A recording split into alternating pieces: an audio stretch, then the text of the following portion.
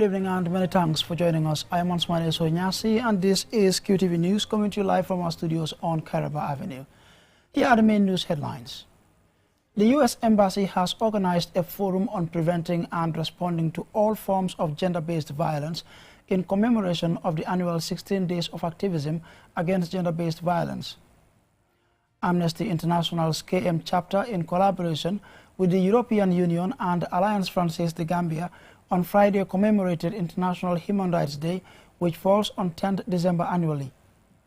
Also, Bekanyang, a non-for-profit, non-political human rights organization, commemorated International Human Rights Day on Saturday.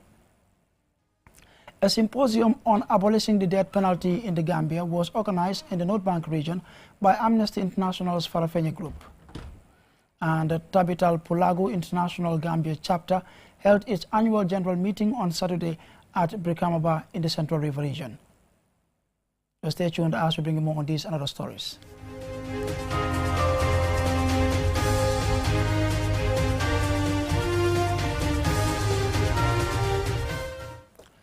Well, those were our main headlines, and now we take a look at the news in detail. The U.S. Embassy organized a forum on preventing and responding to all forms of gender-based violence in commemoration of the annual 16 days of activism against gender-based violence. Lena E. Igwenyiba reports. The forum was organized with stakeholders, advocates, Women's Association for Victim Empowerment to discuss the impact of gender-based violence in our society. Eric R. Mehla, U.S. Embassy Banjul's Charge d'Affaires, reaffirmed his country's commitment to promoting democracy, advancing human rights, and promoting gender equity and equality. I'm proud to partner with you and all others who work to end gender-based violence, recognizing that it is still a pervasive human rights abuse. The theme for this year is Unite Activism to End Violence Against Women and Girls, which invites everyone to play their role in ending violence against women and girls. Falu Sow, Executive Director of the Network Against Gender-Based Violence, speaks about the statistics of the various types of gender-based violence in the country.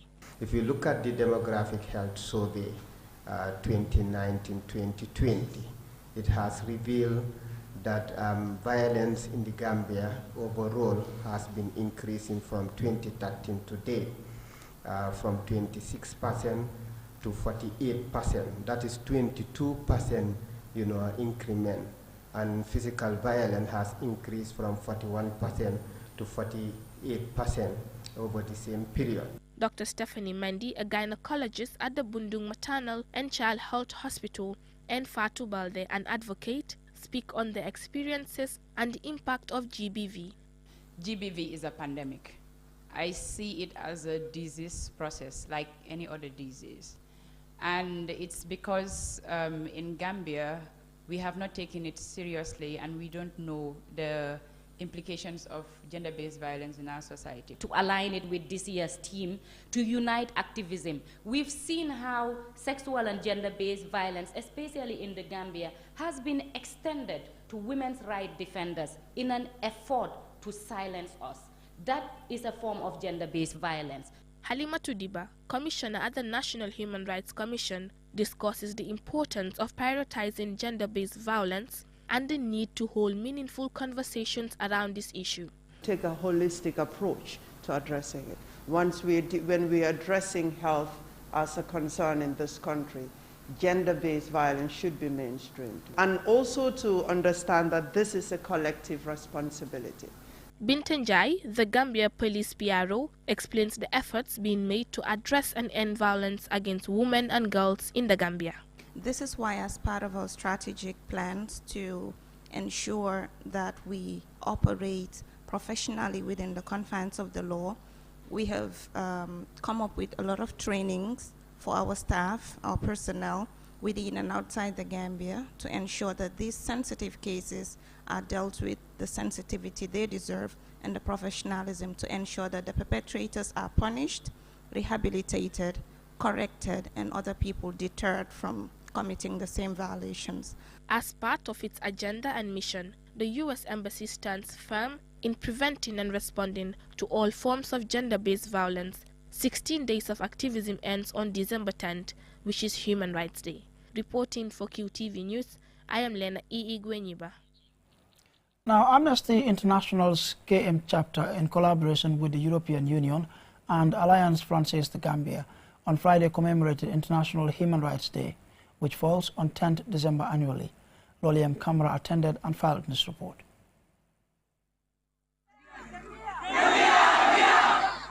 International Human Rights Day is set aside by the United Nations General Assembly, which adopted the Universal Declaration of Human Rights Day in 1948. The Amnesty International KM Group, together with its developmental partners, celebrated the day with a series of activities, including roundtable discussions centered around Myanmar and the Rohingya population and the International Court of Justice case of the Gambia versus Myanmar.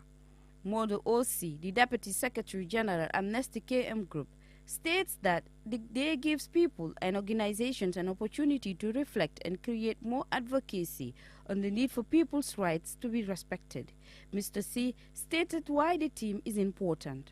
Human rights are the fundamental of human dignity and the cornerstone of peaceful, inclusive, fair, equal, and prosperous society.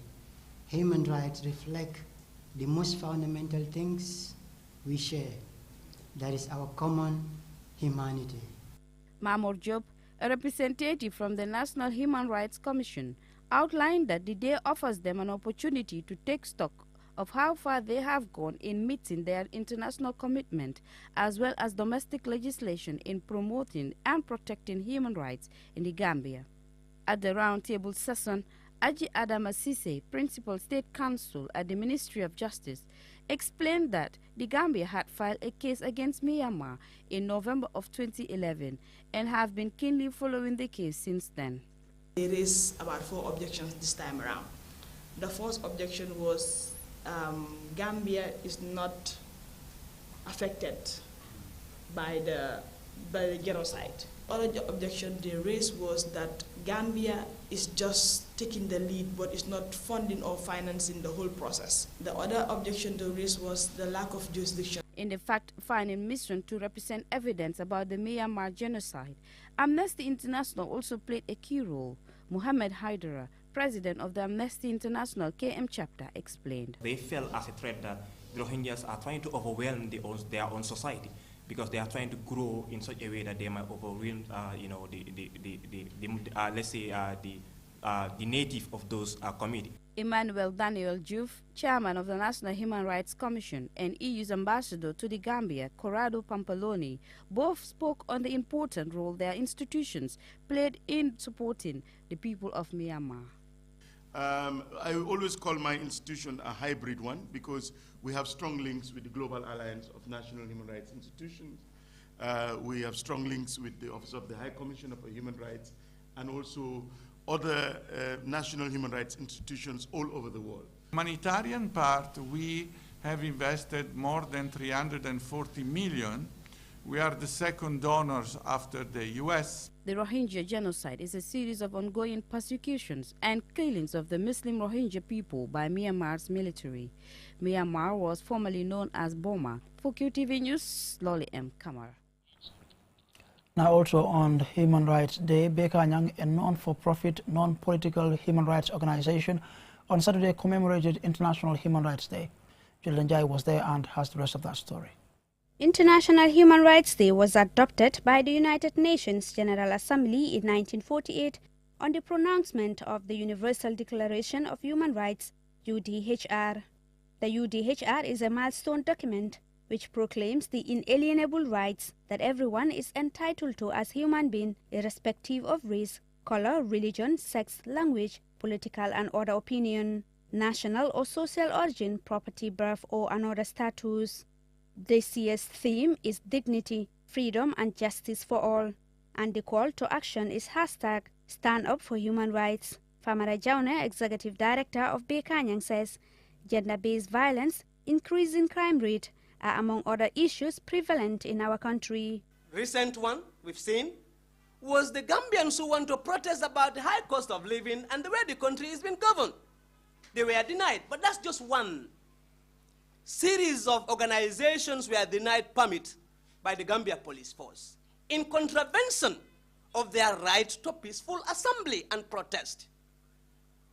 So we're calling on the Gambian authorities to open up the democratic space by allowing citizens to come out, express their concerns. On the soaring prices of basic food commodities, Jaune stated that the government must put in right policies and programs to ensure that no one goes to bed hungry. We know the socio-economic rights of the citizens are undermined by this high cost of living. Everyone deserves to live a dignified life. How could you do that? When you go to market today, you buy something, a bag of rice, 2,500, tomorrow morning, 2,600.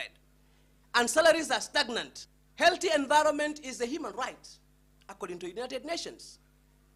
Recently, we visited coastal communities like Batokunku, Sanyang, and other places. The level of destruction going on there is unbearable. The Gambia government needs to look into the welfare of these coastal communities. On the TRRC report and government white paper implementation, Mr. Jaune says the Jame-era victims are suffering and are waiting for justice. The human rights activist added that if the Never Again slogan is to be realized, the TRRC recommendations must be implemented regardless of who is affected. Mr. Jaune put forward some recommendations. Government need to speed up the security sector reform, because it is through the security sector reform that we'll be able to know the progress that we are made by the government during the past couple of years in ensuring that we have a very professional and a well-disciplined force. Citizens must endeavor to learn more about their rights, believe in human rights. The problem in this country is that a good number of people still believe that human rights are foreign ideologies. Mr. Jaune said his organization will work with the National Assembly Select Committee. When we return, we have more local news stories. To stay tuned. Inco Home Choice defo nañ ko daaw mu ne lool ci seeni client ñoo dellu si waat andil leen 10% discount si suñu makaan yi nekk ci réew waaw 10% discount ci bépp bagage yi Inco boolaal tàmbalee ko benn fan ci weeru décembre bi ba si njeexteelu weeru décembre amal nañ leen construction equipments, generators, welding tools, aluminium tools, carpentry tools, water pump, electrical tools, plumbing tools, safety equipments, ay push-push, car washing machine, garden tools ak yeneeni bagage ngeen mëna soxla ci seeni liggéey kon daw leen gaaw dem seeti Inco Home Choice ñu nga ca Jimpex wala nga call ci 739-8863 wala ca Birkama callal ci 303-9300 mite Senegambia nga call ci 329-6967 wala sa Sukuta callal ci 341-7619 Inco Home Choice ñoo noppal askan.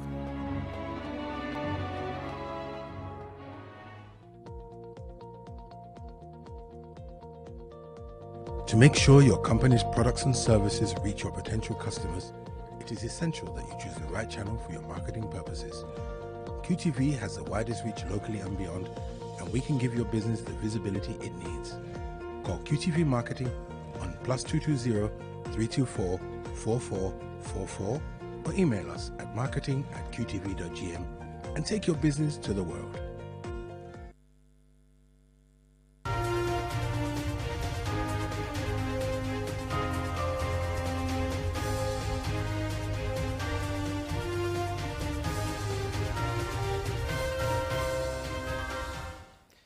Welcome back after the commercial break. Be reminded you're watching QTV News and we're broadcasting live from our studios on Kairaba Avenue. Now, as part of upholding human rights, a symposium on abolishing the death penalty in the Gambia was organized in the North Bank region by Amnesty International's Farafenni Focus Group. The story by Don Williams is narrated by Abdel Campbell. The symposium sought to remind the state of its commitment to abolish the death penalty in the Gambia, while protecting and valuing the lives of every individual who resides in the country. Abdurrahman Conte, the Secretary General of the local group, gave an overview and formation of the group. Farafenni Focus Group is a group that is actually created by Amnesty International Senegal. It is a projection of the human rights friendly schools that they successfully implemented in the Gambia through the Ministry of Basic and Secondary Education. Now, The focus group, also called local groups, there are about 10 of them. And the first group that was created, that was back in 2019, it was the Farafeni focus group. As of today, as I speak to you now, there are 10 of these groups existing now in the Gambia, in different locations. Jaesong Sanyang, a human rights lawyer at the National Human Rights Commission, highlights the need for abolishing the death penalty in the Gambia. So now I think we make a sense of this. So if it was, for example, in a country where you have death penalty, they will just say, oh, there's a conviction secured, let's just kill him. And then if you execute that person, and 43 years later, you realize he wasn't the person who did that crime, how do you reverse it back? How do you bring him back to life? Modu M. Ba, the coordinator of Amnesty International Farafenni Group, explains how Amnesty International monitors countries' activities. The organization works to expose the death penalty, takes many forms, including targeted advocacy and campaign-based projects in Africa, Asia, Pacific, Americas, and Europe, as well as Central Africa, Asian region. The death penalty is, in many cases, imposed. And it is a weapon that is mostly used by dictators for the purposes of self-perpetuation in power, for the purpose of eliminating their opponents. Capital punishment is cruel and unusual and is not a viable form of crime control, as has been shown by high crime rates in countries which still have the death penalty. In May 2019, Amnesty International stated that President Barrow's commutation of the death penalty to life imprisonment is an important step for the Gambia, which is slowly and steadily moving away from the death penalty. Aldel Dele Campbell reporting for QTV News. Now, Tabital Pulagu International Gambia chapter held its annual general meeting on Saturday at Brikama in the Central River region. Members of the association have called for unity and coexistence in our communities. This report by Ibrahim Jallo is narrated by Julden Jai. This association aims to promote and teach the cultural values and language of the Fulani people around the world. The event attracted people from other tribes who commended the Fulas for the wonderful initiative to promote their culture, values and language. Kajatu Balde, Vice President of Tabital Pulagu Association, urged members to advocate for unity for the development of the country and the association. She thanked President Barrow and his government for creating a conducive environment for them to operate. God made us Fulas. Therefore, we should be proud of ourselves for what we have. Whosoever looks down upon him or herself, the person does not know his or her worth. Being a Fula is powerful because wherever you go around the world, you will find Fulas. So let's not sit back. Let's show our worth so that we can receive the benefits that we are supposed to get. Boubacar Cham, Secretary General of the association, underscored the importance of unity, indicating some of the humanitarian support the association has provided for most of the vulnerable people in the country.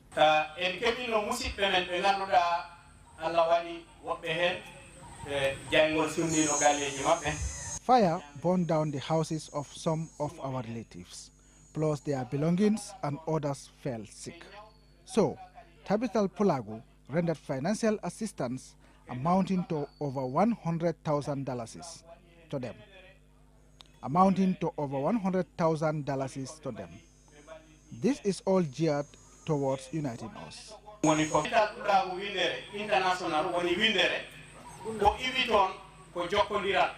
The meeting is geared towards bringing Fulas together to reflect on their cultures and practices and unite Fulas to other tribes.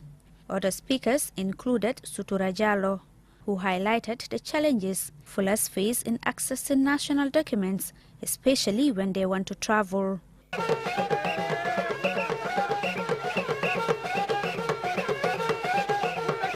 For QTV. Now, the Gambia Armed Forces held the graduation ceremony on Friday for members of the Quick Reaction Force 2 who were trained by the British Army in preparation for possible UN peace missions. More in this report.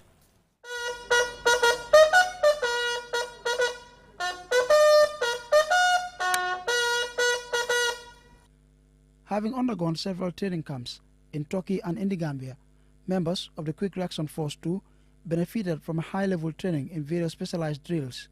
Lieutenant General Yakuba A. Drame, the Chief of Defense Staff of the Gambia Armed Forces, and David Belgrove, the British High Commissioner to the Gambia, spoke of the importance of such training and how such military collaborations between the armed forces of Britain and the Gambia will further strengthen relations between the two countries. Today, I'm very proud to serve you once again as your Chief of Defense Staff, given what we've been able to achieve together. They look into individual competence vis-a-vis what they've set for themselves in terms of agenda, more so in the context of advocacy and preaching the gospel of peace and security. I can think of no better example of that friendship and that cooperation than when our soldiers work side by side for the greater good of peace and stability. CDS Drame and Mr. Belgrove urged QRF2 officers to share the knowledge gained with their comrades who were not privileged to receive such training. Lieutenant Colonel Abdullah Ba, commandant of the GAF Training School, and Major Richard Dagama, head of the British training team, both underscored the importance of such training, which comes at a time when there is a growing need to strengthen peace around the world. They also commended the officers for showing professionalism and diligence during the training. We are marking another milestone in the historic, fruitful bilateral relations between the Gambia Armed Forces and the British Army.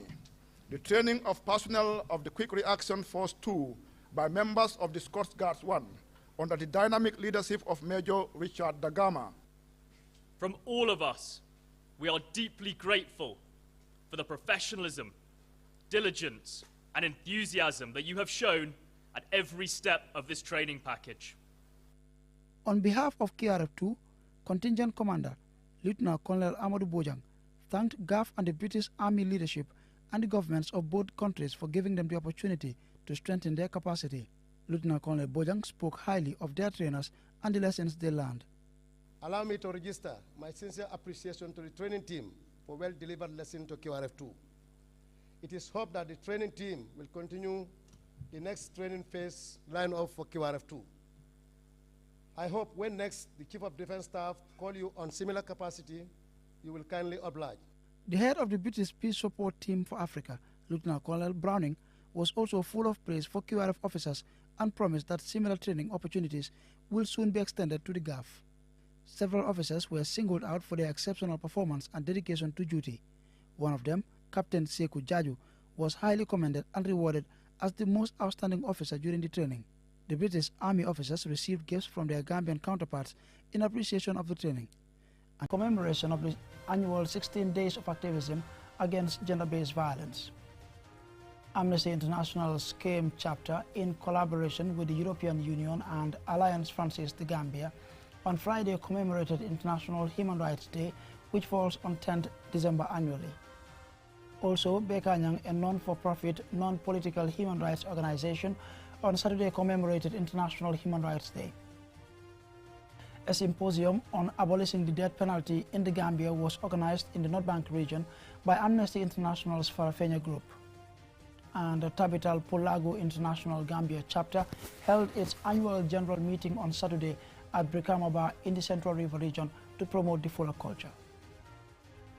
That's all for this edition of the news. Thanks for watching. To join us tomorrow, same time for a review.